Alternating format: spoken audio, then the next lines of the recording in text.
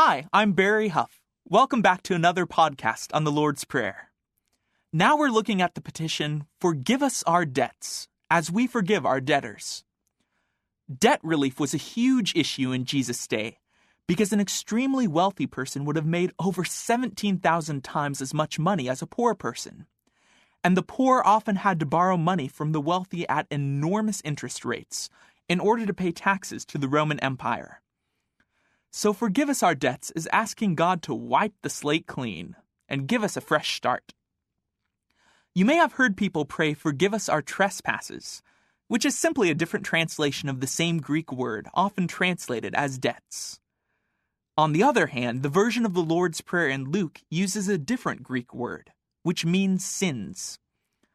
It may be that both Greek words are translations of the same Aramaic word, which literally means debts, but can also mean sins. A child was overheard reciting the Lord's Prayer at a church service.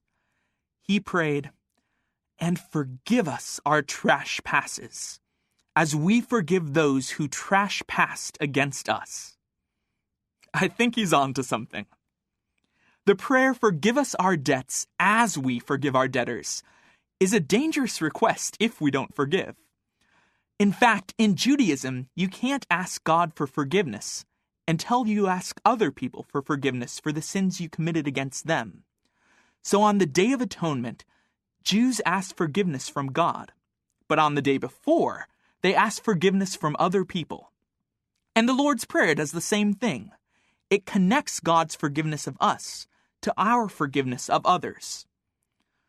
Forgiveness is the one thing, the only thing that's specifically required of us in the Lord's Prayer. And did you notice that just to make sure we don't miss the point, immediately after the Lord's Prayer, Jesus talks about forgiveness again? So the prayer for forgiveness leads to the action of forgiving. I love Lewis Smead's concept of forgiveness. When we genuinely forgive, we set a prisoner free, and then discover that the prisoner we set free was us. The refusal to forgive has been described as a feast, where you are the main course.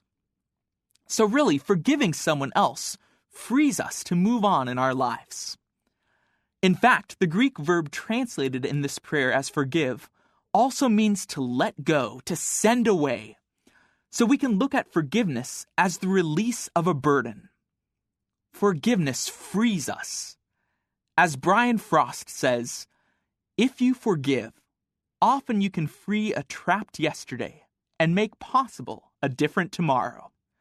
A list of the sources I used when preparing these podcasts can be found on tmcyouth.com.